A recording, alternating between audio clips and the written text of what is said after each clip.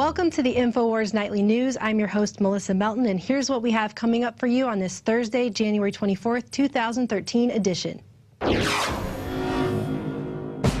Tonight, CNN's Piers falls ill just days after receiving the flu vaccine.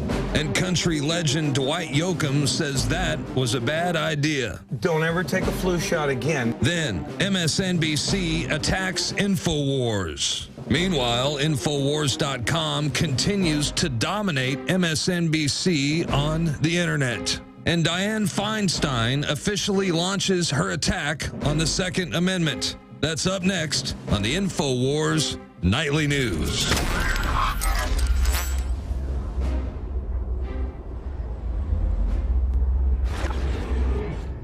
Our top story tonight, is it poetic justice that Piers Morgan has fallen ill just days after taking a flu vaccination on live television?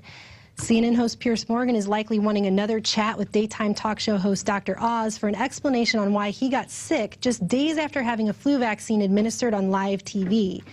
And it's extra ironic considering that Dr. Oz was attempting to dispel the, quote, myth that the flu vaccine can give you the flu, which apparently is exactly what has happened.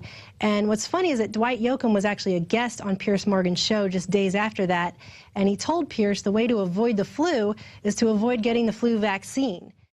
And speaking of vaccines and what they can give you, apparently according to Reuters, nearly 800 children in Europe have now developed narcolepsy, an incurable sleep disorder, after being immunized with the Pandemrix H1N1 flu vaccine produced by British drug maker GlaxoSmithKline in 2009. And reports of these cases have also shown up in Finland, Norway, Ireland, France, and Sweden. And we know that H1N1 Gate was exposed as a fake pandemic to get people to take these vaccines. They made millions of dollars off of it.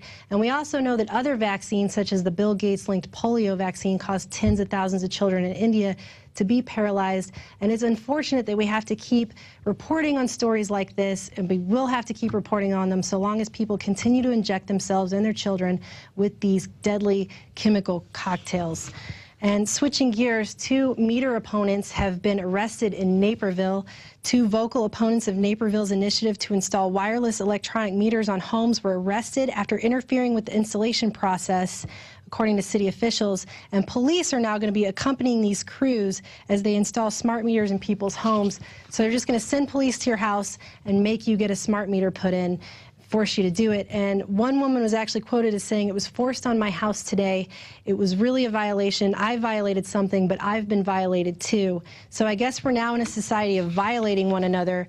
And, you know, these smart meters put out radio frequencies, and you're bathed in that all the time when you're around those in your home. Shut up with that. And they've actually, recently a survey came out that showed that people who had these have sleep problems, stress, headaches, ringing in their ears, and heart problems. And being subjected to that frequency all the time, it cannot be good for you. But apparently they'll send police to your house and force you to get that anyway. So that's just wonderful.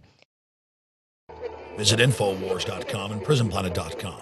When you're on the site, you can also tune in 24 hours a day to my daily radio broadcast. There's also a free iPhone app to listen to the syndicated radio show when and where you want.